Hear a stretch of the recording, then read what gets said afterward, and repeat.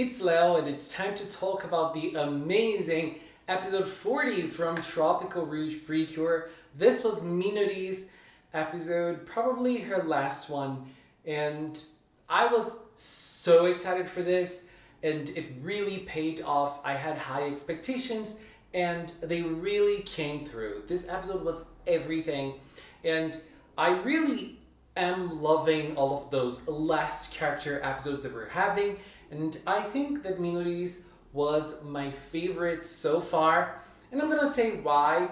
There are a couple of reasons that I think this is the strongest, even though it did not make me cry like Asuka's episode, for example. It evoked a different kind of feeling towards me, and I just loved it.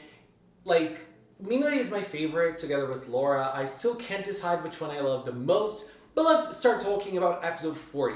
So we have the graduation ceremony coming up. There are lots of events that are going to happen, and the girls are going to make a play. And it was very funny how they decided to make a play. Laura doesn't know what a play is, and she's like, I am fine with whatever as long as I'm the star. Hair whip. Because it's Laura, right? And we love her for it. And Manatsu suggests that they get Minori's story for this, the Mermaid Tale, or A Mermaid Tale, and do a play with this story. And Minori's like, this story's so bad, but Laura's like, make it better, right? A better version of it. And I love how Laura is so practical. She's always super practical with everything. Like, okay, I have a complaint about something, and she's like, I'm gonna make this complaint and, put it into action. Like, I absolutely love that about her. But it doesn't work that way for everybody, especially with Minori, because she has a little trauma with writing and with the reception of her story. And so that blocked her into saying yes, and she's like, I'm gonna think about it. And we could understand by looking at her face that she was not ready to keep writing, and that's what we saw when she was at her house and she picked her book up again and she tried, she sharpened her pencil. That scene was very beautiful, and there were lots of close-up in her eyes, and her eyes were gleaming, and she was trying to write but nothing came up, and on the next day nothing came up, and the girls were wondering how they could help Minori. And here's where I think things started getting super interesting. For the most part in Tropical-Rouge, we see the girls doing everything together. They are a club, they are a team, they are kind of like a family. And I feel like in Tropical-Rouge, the girls, they really respect each other's spaces. They don't get much into each other's spaces. Except for Laura, because Laura isn't part of the girls' society. She's a new member, so I feel like she doesn't carry the society rules and everything. She has her own rules. She makes her own rules. Laura doesn't care about anything. And so Laura is, for the most part, a catalyst for most of the stories in Tropical-Rouge. This time around, Laura is not the only catalyst. All the girls work together for the same goal, into helping Minori. And they're like, Sango is like, we can't force her into writing a story she doesn't want to. And the other girls are like, okay, but she seems to want to. And even Asuka says, like, when Manatsu mentioned the story, her face frowned. And we could really see that expression in Minori's face. The expressions in this episode were top notch. And they found a way of helping her. Manatsu found a way of helping her, which was, let's search for the legendary papaya. So that's what they did. And they went onto a fruit store and they said they got a suggestion into going to the papaya farm. And then they went there, and that's when the action started. And I really love how everything worked out to be, because as I said, they were trying their best to help Minori realize how she can get her writing better. First, we have Manatsu suggesting that they search for the legendary papaya, even though the legendary papaya does not exist.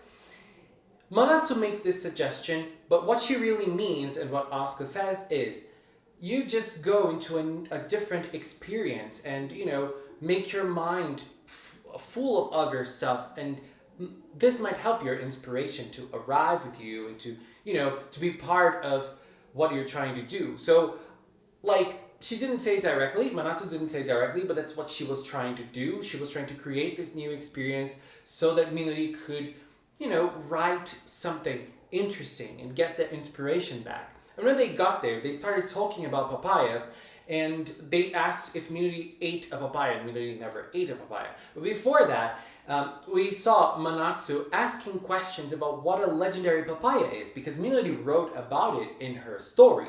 And Minori didn't know how to answer that, and it felt like Manatsu was like throwing cues at Minori so that she could think about it and she could create what a legendary papaya is for her story to work better, for her story to be enhanced. And that was very cool. But when they started asking her about the fact that if she ate a papaya, and she said that she never ate a papaya, and the girls were super shocked because she wrote about papayas, she wrote a story about papayas, and she didn't know about it, and she felt so flustered that she ran away.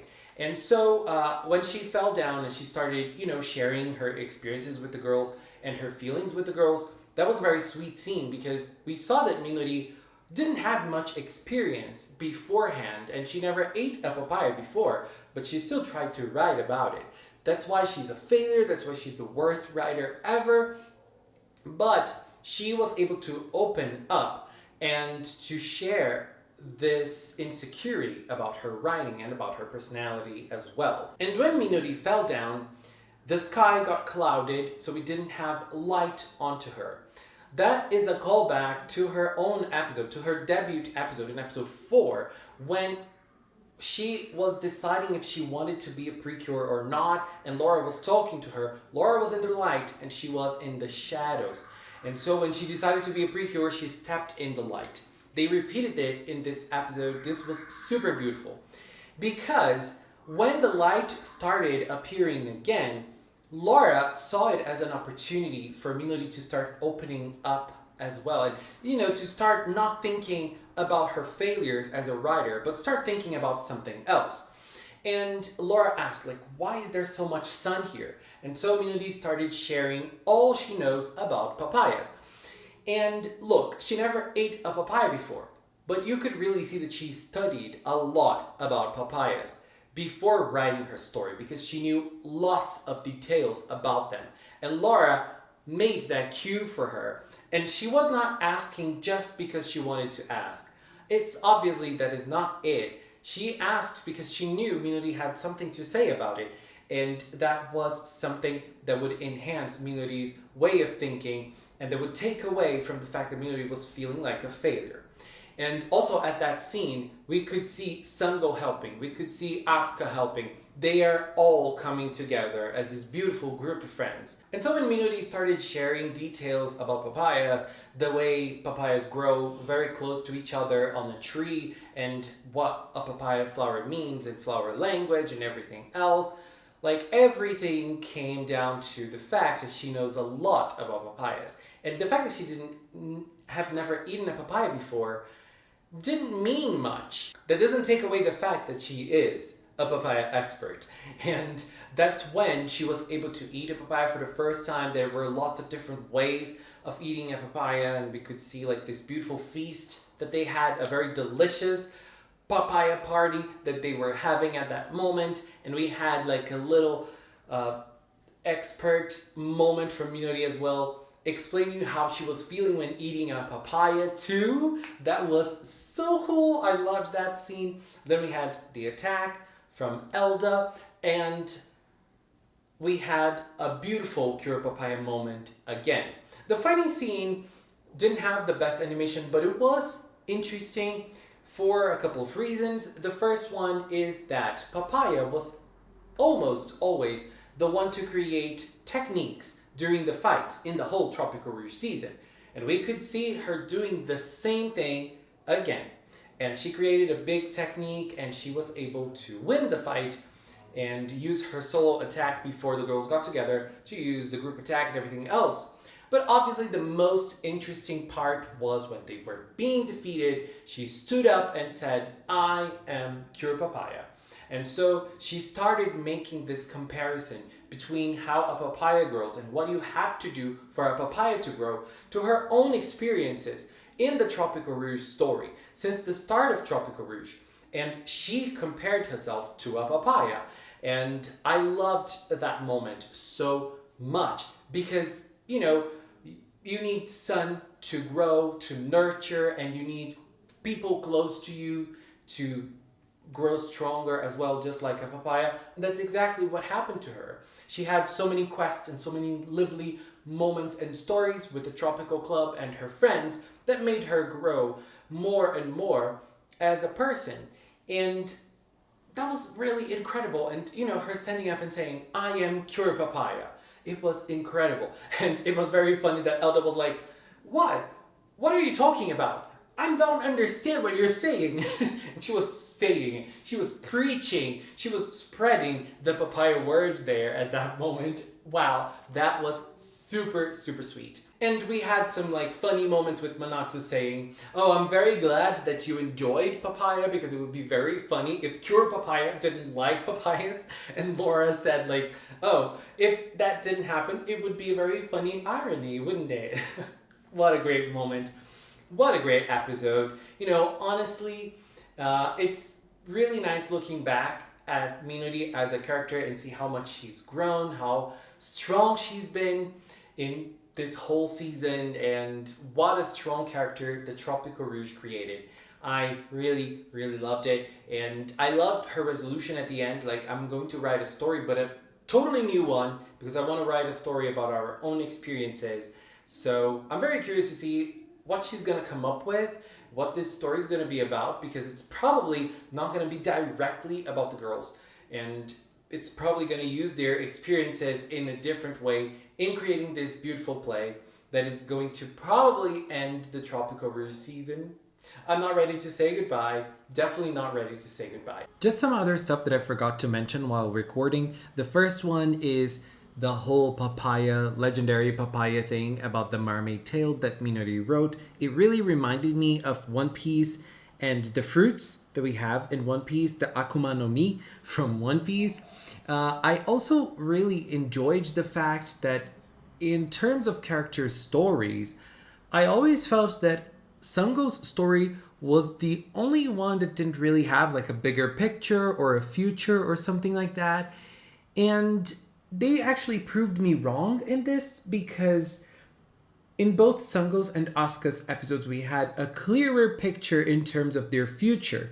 And in Minori's episode, in Minori's character arc, she was dealing with her present. She was dealing with something that is happening right now. And this doesn't necessarily mean that this is what she's going to do in the future, but it's like regaining what you love to do right now. And that's the philosophy behind Tropical-Rouge. That's the philosophy Manatsu brings with her, and that's obviously permeating the whole season. So I really enjoyed seeing that in this episode. So I'm very glad that Minori's arc was closed this way. And I couldn't finish this without mentioning that beautiful scene while Manatsu was reading and Laura was playing ball with Kururun. Kururun, don't you agree? And the legendary papaya was the friends we made along the way. There was also an interesting moment with Elda and Butler. Butler felt very scary, and Elda's like, I want to be a child forever. And he's like, if you don't get motivation, you won't be a child forever, so go get motivation. And she was like, very motivated to get motivation for the first time. And so she was very like powerful today, but you know, she didn't get any. And I wonder what the villains are going to do next episode. It seems they're going to have a meeting. And the girls are also going to share their experiences in the Tropical-Rouge season so far. It seems that we're going to have a recap episode in episode 41. Let's wait and see what we're going to have. Anyways, this was my view on episode 40 from Tropical-Rouge.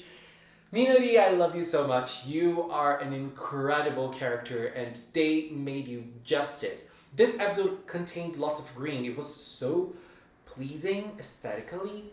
Will we have a green cure in Delicious Party Precure? Come on, Toy, bring us the green, because we deserve it. Anyways, thank you so much for watching, and a special thank you to the members of the Magical Cinema channel. Thank you so much for supporting me. Thank you so much for watching, and until next time, bye bye!